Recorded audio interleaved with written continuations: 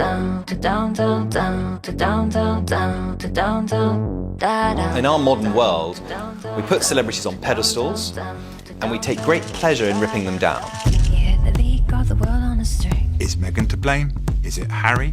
Have they been unfair to the Queen? It looks spoiled. It looks hypocritical. The goldfish bowl of royal life is not for everybody, and it clearly wasn't for Meghan Markle. She felt stifled in the royal family, and she was determined that she was going to do it her way, and my goodness, she has done. Harry and Meghan will make an insane amount of money. Together, they are the most potent royal couple in the world. People welcomed her in. She was a star. It was the Markle sparkle. And all the stuff with her family, her father. I'm really disappointed I haven't seen my grandson. They want to say it's the media's fault. They want to say that it's Harry's fractured relationship with his brother. Then it became the diva duchess. Why is she a diva? Why? Was she pulling Harry out? Did she force his hand? Pick your villains, pick your heroes. They're all there. Do you think they walked away or were they pushed away? Maybe they've just looked around at the rest of the royal family and just thought, that's not what we want. This hasn't led to a happy ending.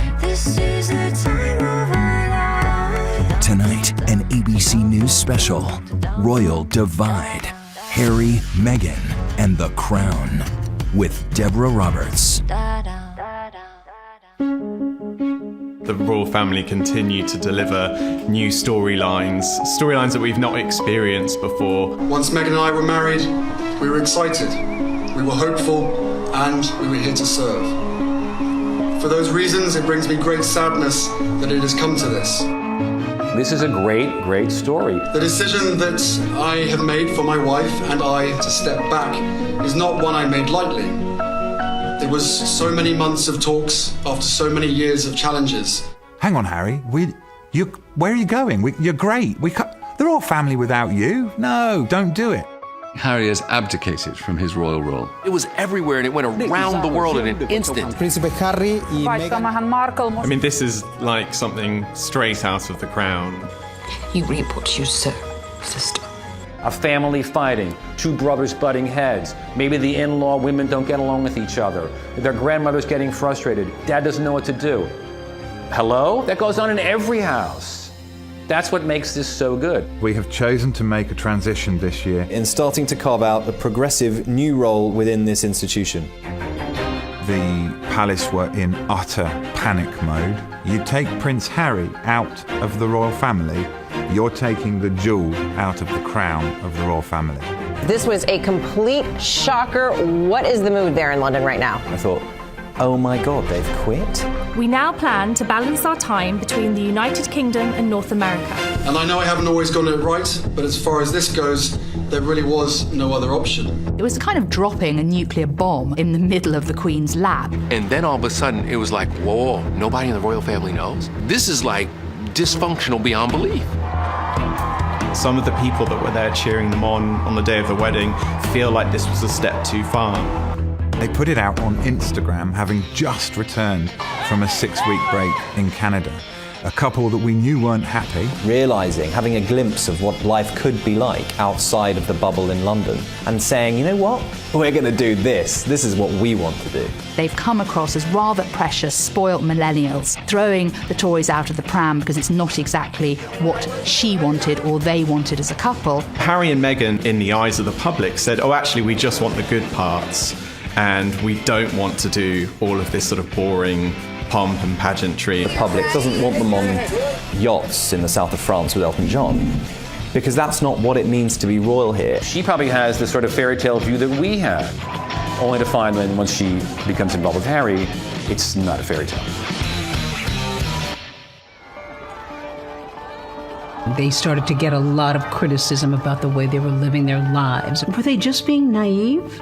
It's not all palaces and fast cars and lots of money.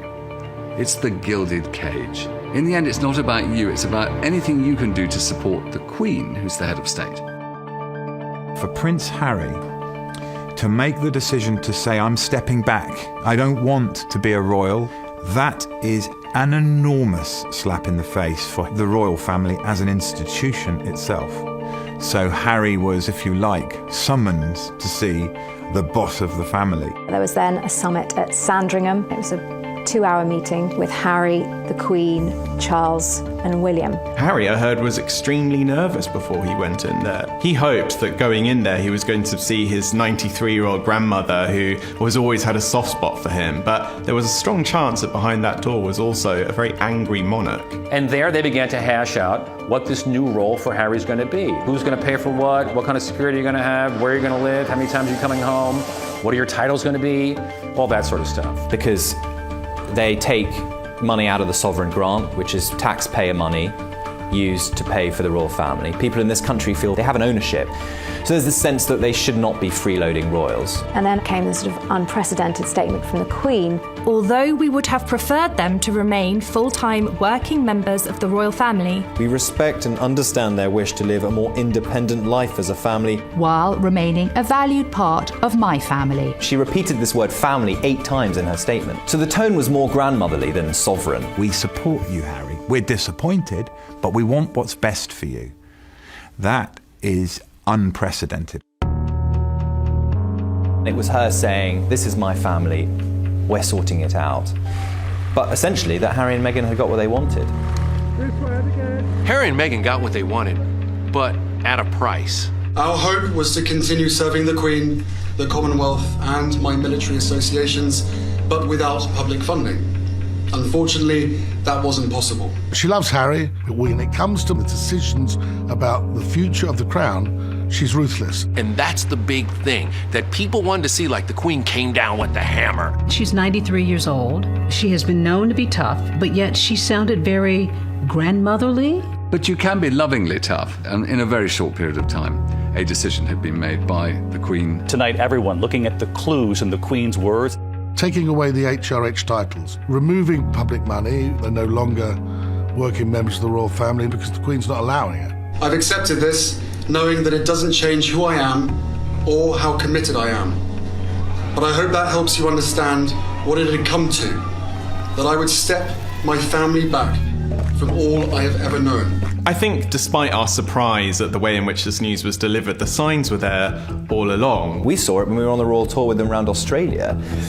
Harry was not his usual self. He wasn't chatty, he wasn't calm and relaxed. He was kind of angry. The documentary that Meghan and Harry did with ITV clearly showed two people in a very fragile state. Meghan said that this wasn't what she expected. It's not enough to just survive something, right? Like, that's not the point of life. You've got to thrive, you've got to feel happy. It became clear now in retrospect, this is only going to go on for so long. It's a very real thing to be going through behind the scenes. They wanted privacy for their lives. You know, the way they introduced Archie was different. He wasn't given the title of Prince Archie. He was just Baby Archie.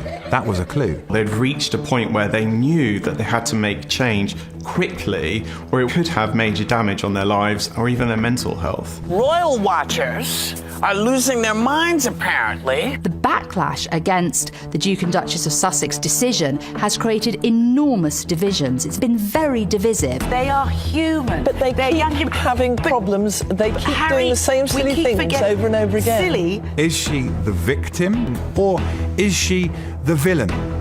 Is she the woman who stole the People's Prince? For me, maybe Meghan is the woman that set Harry free. Meghan has, if you like, given Harry the confidence and the courage to take the biggest gamble in his entire life. Next, Megxit and the media. The press in this country have made Meghan's life a living hell. Meghan is being blamed.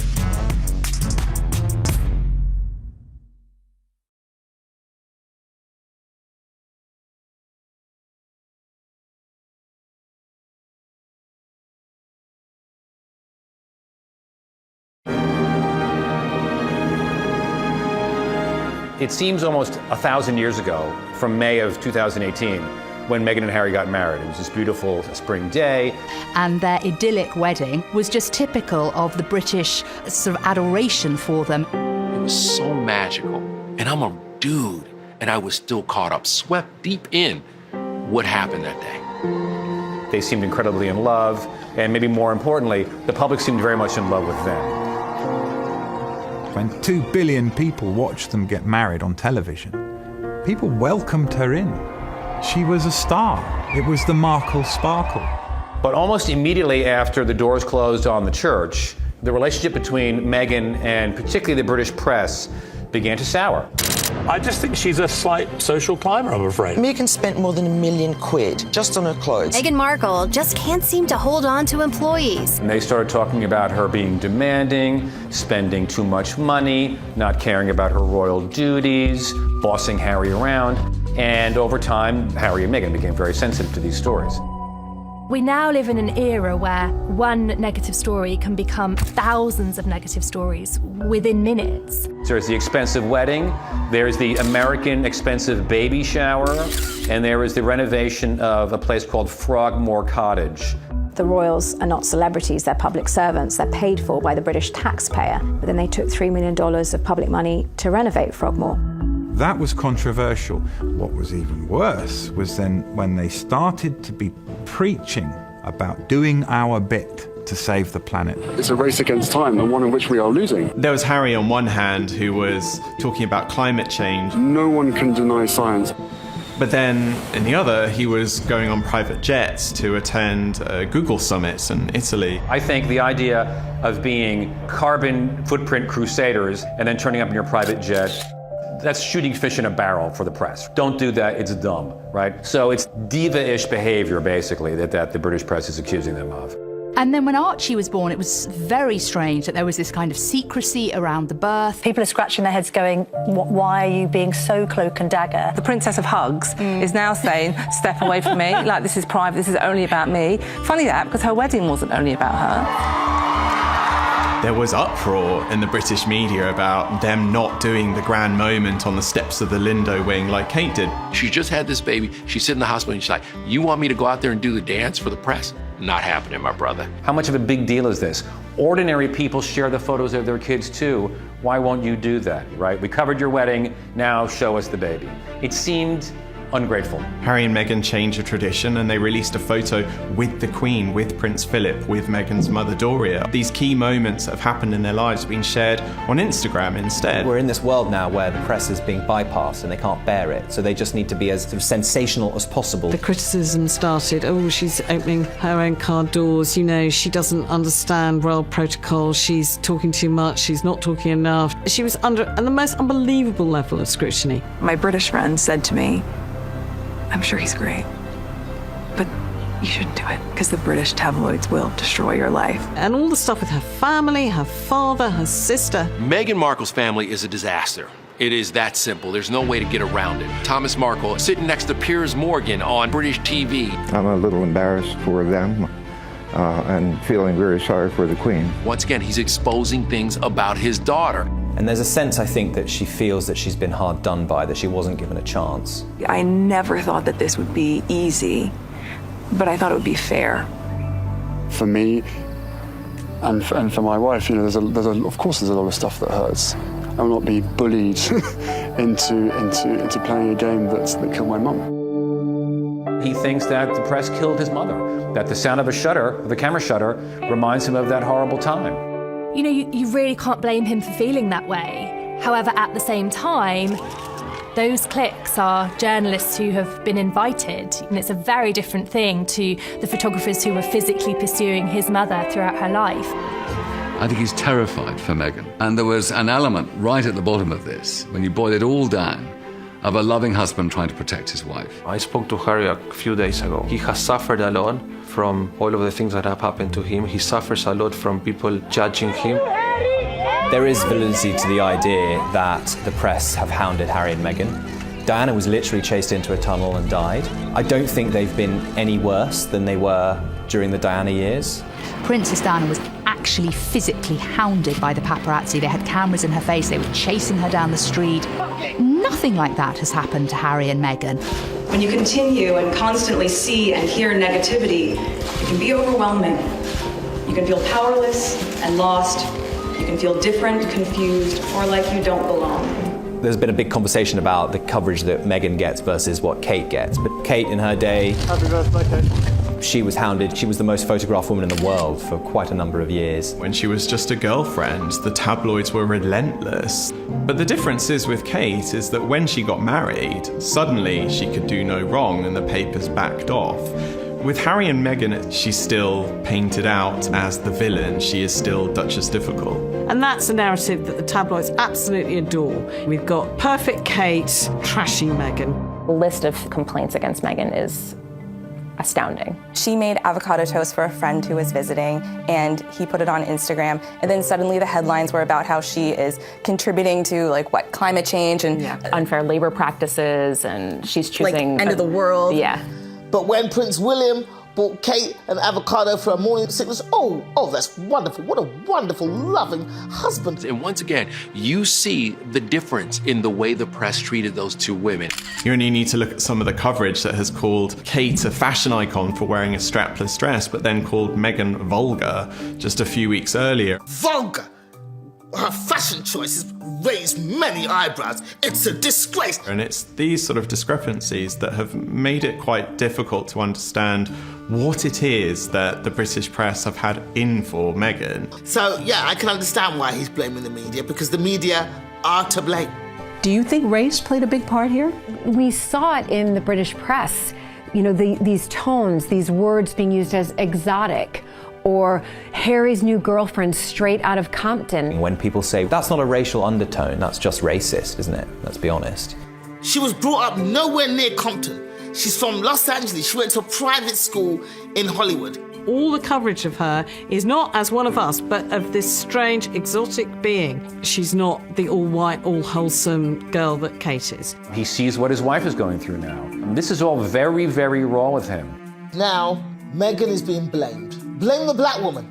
She's separated Harry from his family. The reason that they didn't want any press pictures of Archie after he was born, because they knew perfectly well that all the press wanted to know was, what colour was he? A BBC host had the guts and boldness to tweet a picture comparing Archie to a chimpanzee. If you listen to every single excuse that was given, but he didn't mean it, it was a joke, it was racist. And not one member of the royal family said anything to support or defend her. I think both of them felt very alone towards the end of their time in the firm. When we come back, Meghan and the royal reality. The royal family is not kombucha at your door at 4 o'clock in the morning. It's stale sandwiches and white bread. That is what the royal family is.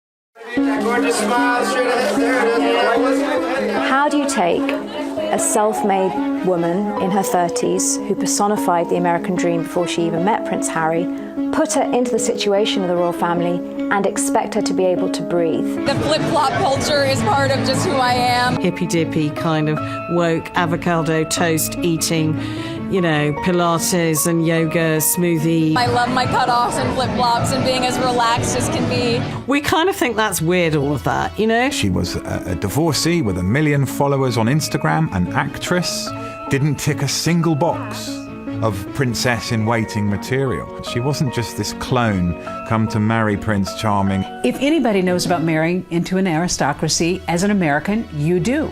Are there rules? Is there a rule book when you start to enter this world of nobility? And America, we love the royal family and we love the aristocracy, so of course we must know how it's done. Table manners, like 6 forks, 6 knives, 3 spoons, 4 glasses, and that's what Meghan has had to go into. But do you have that sense of responsibility, Prince Harry, for what you're asking Meghan to do? That sense of responsibility was essentially from day one. But, I still had to have some pretty, frank conversations with her to say, look, what you're letting yourself in for is, it's a big deal. On the day she said I do, she also took on a job at the same time, a job that she had absolutely no say in how she gets to do. The whole reason that the House of Windsor has survived is that it's essential that the spotlight is on the monarch and the heir apparent, and any other member of the royal family who tries to take too much oxygen away from the Queen or the heir has found themselves getting into difficulties. I would argue that it looks like it's a very hard place for a modern woman. Being a part of this family and the platform that comes with that is an incredible responsibility that I take really seriously. I think the way Meghan tried to work in the palace didn't fit in with how other members of the royal family worked. I know aides who have one meeting a month with their principals. Harry and Meghan were popping in and out of the office almost every day for briefings and updates. I think they felt that she'd come in and, you know, kind of be a sleepy little royal. But Meghan was like, no, I need to know the people, the places, I'm going to talk to people, I need to know nationalities, I need to know languages. There have been reports that she comes to meetings with tons of questions and binders, that she does the work ahead of time. She's aggressively emailing her staff at 6 in the morning. She couldn't do anything right. Now, if every American got in trouble because they sent emails too early in the morning, I'm like, isn't that what you're supposed to do? Women don't need to find a voice. They have a voice. They need to feel empowered to use it. And people need to be encouraged to listen. Suddenly, Meghan's charm, that was her hard work and her perseverance, was being turned into a problem for the royal family. I cannot believe it's 2020 and we're still faulting women for being ambitious. To be relatively boring is to be a very good fulfiller of the royal role. Honestly, you know, you want to leave your glam and your drama to the politicians. The characters that do well in the royal family are those stoic characters who really live to serve, who put their head down. Camilla, who supported Charles amazingly. Kate, who is now an absolutely wonderful queen in waiting. She was incubated into being a princess. She's learned never say anything, always smile, always have lovely hair. You're done. Now, I think we, as a country, have to think, well, is that what we really want from our royal women? We want them to be Stepford wives? You know, I mean, really? There's a motto, never complain, never explain. And the royal family don't like it when anybody rocks the boat. That was always Diana's problem. It was isolating, but it was also a situation where you couldn't indulge in feeling sorry for yourself. You had to either sink or swim, and you had to learn that very fast. And what did you do? I swam. When the BBC Panorama interview aired, I mean, that was a seismic moment for the monarchy. You could not believe that here was one of the most prominent members of the royal family spilling the most intimate details of her life on national television. But you really believe that it was out of jealousy that they wanted to undermine you? I think it was out of fear, because here was a strong woman doing her bit. Interesting, driven, passionate people like Diana, like Meghan, they find those constraints very, very hard. You're not allowed an opinion. And in this day and age of Twitter where everyone has an opinion, it's very hard to just say, oh, you know what, I'll bite my tongue on every single little thing. And of course, it's terrifying, the thought for the royal family that this may repeat itself if the Duchess of Sussex decides to give an interview, probably to the American press. I hope to God Meghan breaks her silence and does a Diana-style interview. I hope she does. She deserves it. Why not? She needs to be able to clap back at all those haters. But Meghan gave us a glimpse into how she's feeling anyway when she spoke to ITV. That now famous phrase that she said to Tom Bradby, where she said, "Thank you for asking me how I am." And also thank you for asking, because not many people have asked if I'm okay. But it's a very real thing to be going through behind the scenes. And the answer is, would it be fair to say not really? Okay. What did you hear when you heard that statement? What I thought of that was she's a shell of herself. She's not that full of life, optimistic American that we first saw on that sofa when they were engaged. And I think she thought, well, why should I have to do all of this in the public eye if no one's going to listen to me and none of the really good ideas I have are going to be heard? I think we feel that she had this immense privilege and she's almost sort of thrown it back in our faces because it wasn't exactly what she wanted or expected it to be. They've brought diversity into the royal family. They've brought an American into the royal family, a divorcee. They've shown that they can be modern and inclusive. And yet within 2 years, Meghan can't hack it.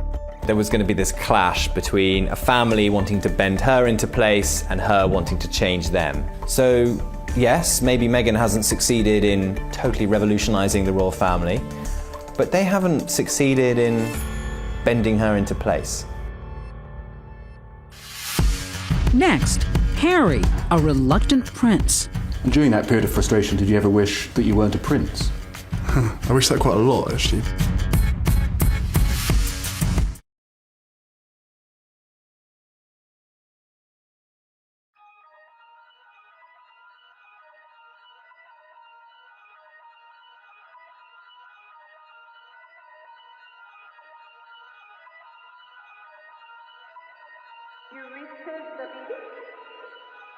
Oh my god.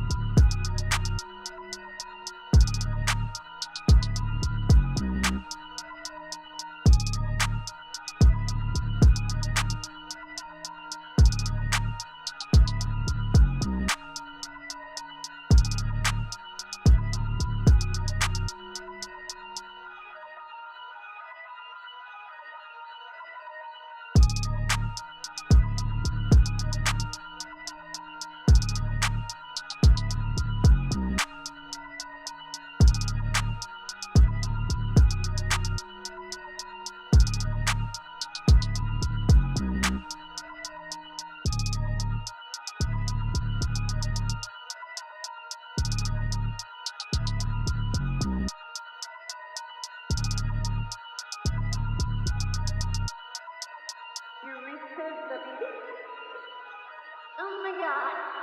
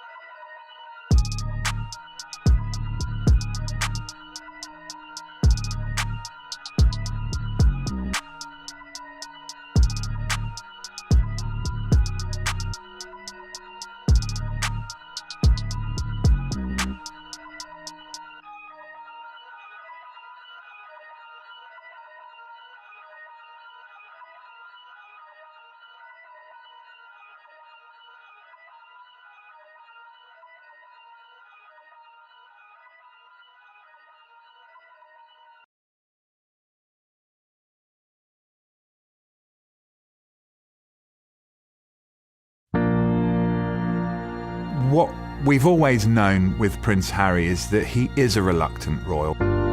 You can take the prince out of Harry, but you can't take the Harry out of Harry. I want you to hear the truth from me, as much as I can share, not as a prince or a duke, but as Harry, the same person that many of you have watched grow up over the last 35 years, but now with a clearer perspective. Now, life is going to be very different for him. Yes, the abdication of royal rank is a huge step for a prince.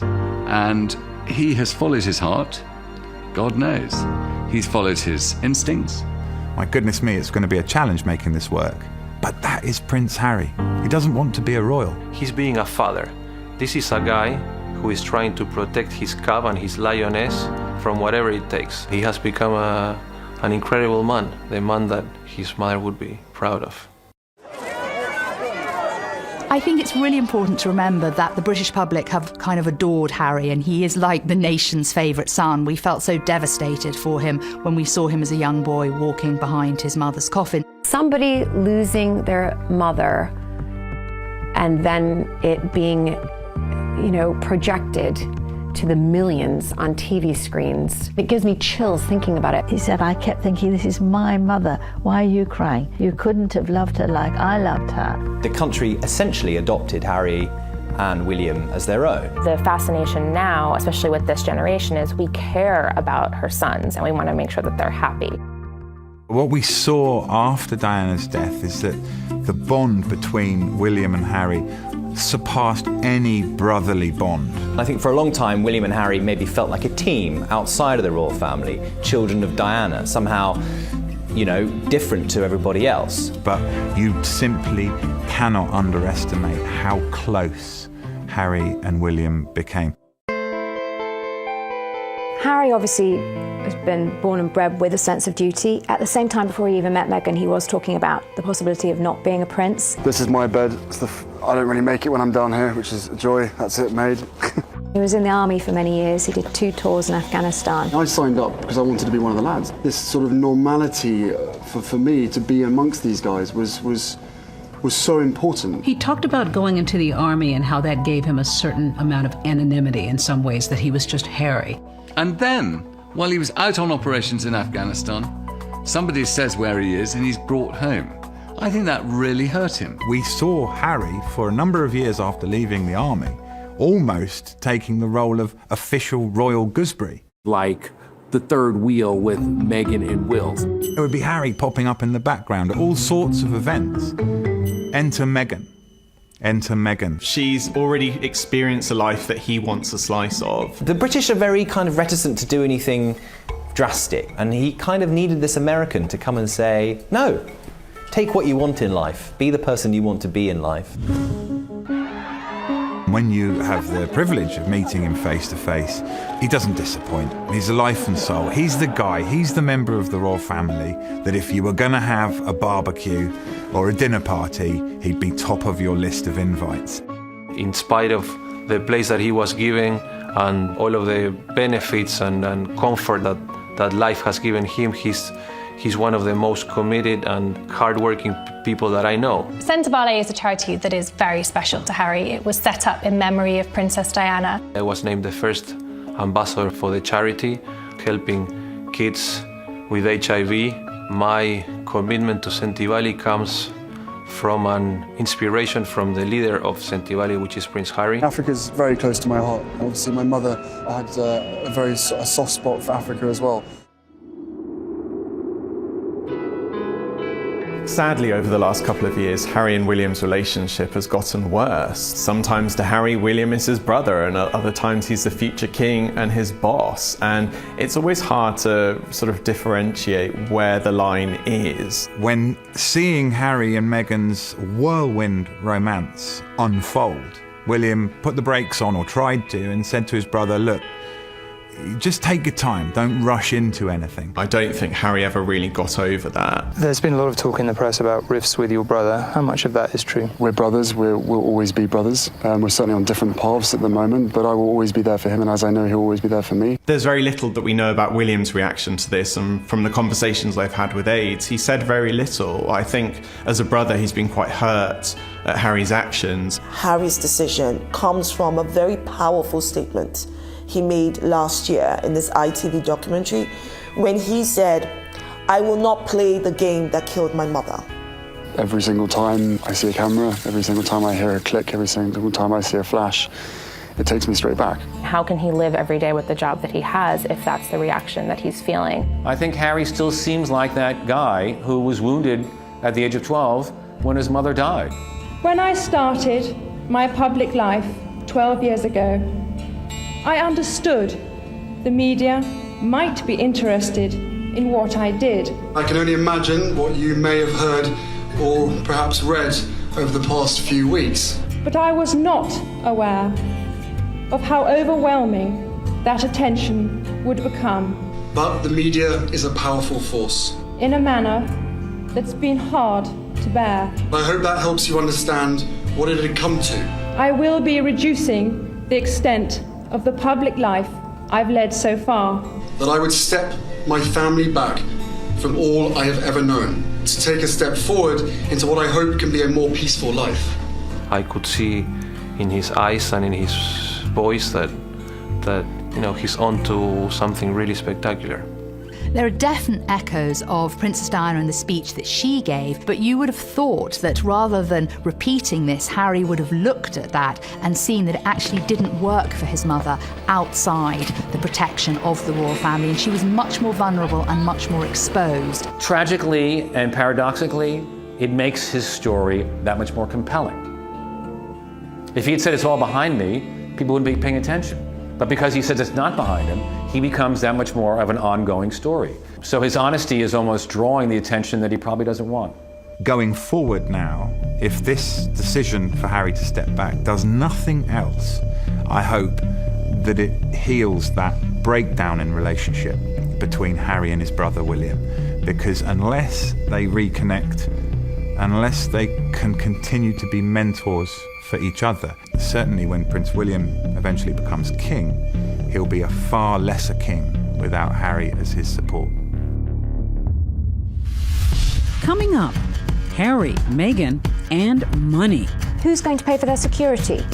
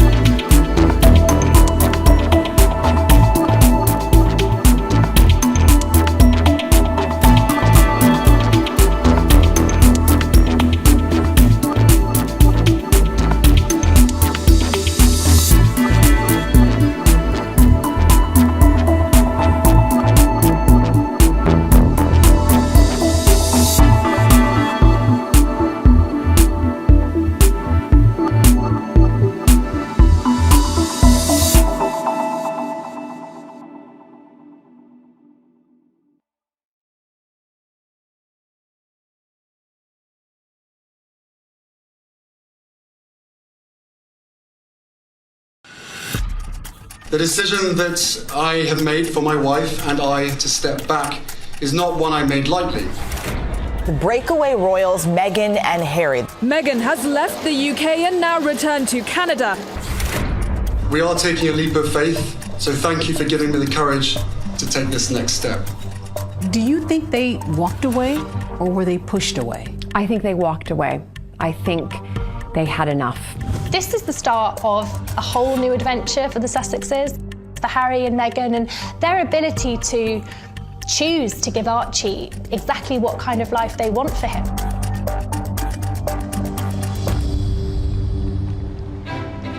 Harry and Meghan are living on Vancouver Island, which is in British Columbia, the west coast of Canada. They have been staying there for almost a couple of months now. The couple have been staying in a beautiful waterside mansion. Well, I think Harry and Meghan have already experienced a breath of fresh air in Canada, a place where they are hugely adored. Canadians are really excited about Harry and Meghan moving to Canada. We haven't learned how to play it cool yet. Meghan lived in Toronto during the time that she was acting on Suits. I have been killing it here for the better part of a decade. We're kind here, we're polite. It's not going to be as negative towards them. At the same time, I think Canadians would feel a little bit hurt if Canada was just being used as a halfway house. They thought they could have a halfway house, but they were told, no way, you're out. The Queen had to rule decisively, taking away the HRH titles, removing publicly funded money, making them pay back about $4 million of money that was spent renovating their house. This is not an easy ride for Meghan and Harry. But I will tell you this, here's what they will gain. Harry and Meghan will make an extremely insane amount of money. That first Meghan and Harry interview is worth millions. And also, Harry has received a lot of money from his mother, grandmother, his father is still one of the wealthiest people on this planet. So the money's never gonna dry up.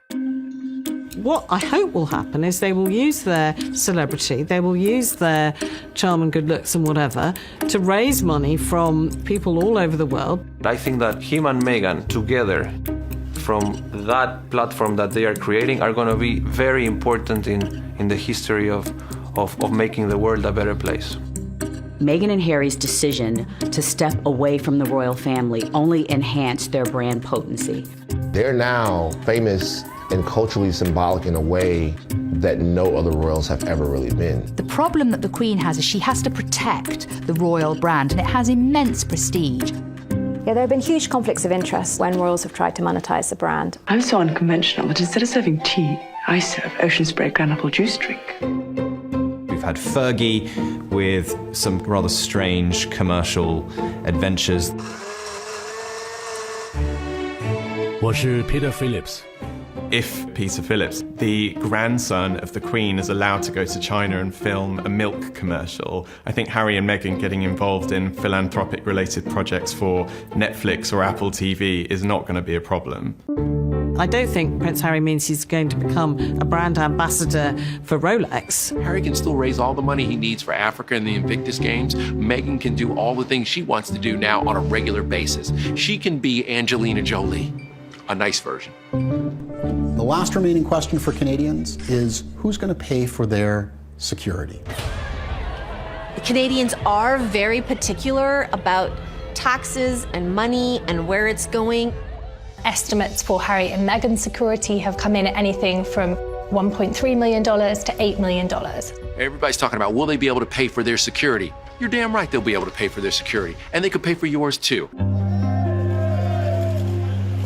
I think that actually Harry and Meghan are going to get into more difficulties with paparazzi. There'll be less of an organised structure around them every time they go to an event. So we saw it with Harry's mother, Diana, Princess of Wales. Photographers chased Diana, not to get a picture of Diana. They chased Diana to get a picture of Diana in her current emotional mood. That's what's going to go on with Meghan. At every single moment in their lives, whether it's the first major commercial deal or their next child, every single moment will be tracked. The idea that by somehow stepping back from the royal family, they're going to somehow regain control of their privacy is tragically a fool's errand. That's just not going to happen. In fact, it's going to get worse. UK photographers have traveled and camped out in Vancouver Island for weeks now, so they still will be photographed in Canada. He wants to live a normal life, as normal as his life is going to be, right? Because when you have 1,000 paparazzis outside your house in Canada waiting to get one picture of your son, that's not very, very normal. Next, a monarch and her grandson. Would the British public welcome them back? I think the British public will always welcome Harry back.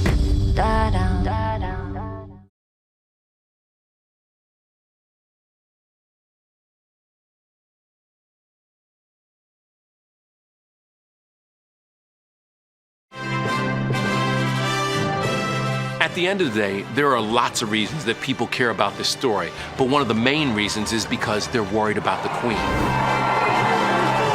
Long live the Queen. We love the Queen. Your Majesty, you look beautiful. This is a human story. The Queen is 93 years old. Her husband, Prince Philip, is 99 this year. He's not been at all well recently. She's had to cope with that. She's had to cope with Brexit. She's had to cope with Prince Andrew and all those dramas at the end of last year. But don't forget, this is a woman with a lot of experience, and I don't think people should worry too much. She has been through a lot. Seeing 3 of her children go through divorce, seeing her 2 grandsons lose their mother, this on a scale of tragic events in the royal family is very low down. Who won in this issue? Harry and Meghan or the Queen? I think everyone won. And the reason they all won is that you don't walk away from any negotiation with everything that you want. The Queen looks like she dropped the hammer on them. Harry and Meghan have gotten out of a system they don't want to live in anymore. They've gotten everything they want. It's very sweet. Hi, nice to meet you. To now have spokespeople living in another Commonwealth country, Canada, where the Queen is also the Queen, it's actually a win for the royal family. Are they still considered royals at this point? Harry was born into the royal family, and in a sense, that blood tie will continue ad infinitum. But his royal rank, which is his princely appointment, has been put into suspended animation.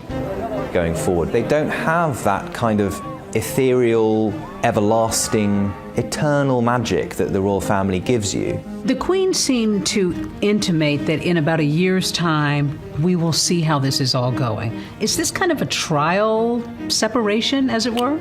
Well, I think there's a view that they will come back to look at how it's working in a year's time. I think we'll look back in 6 months' time and realise that not much has actually changed. They're obviously trying to do the best for their marriage, their best for Archie, for their son. But Harry does love his family. The important thing to remember is that the Queen is a grandmother and she has so much love for her grandson and he adores her, and that bond will stay.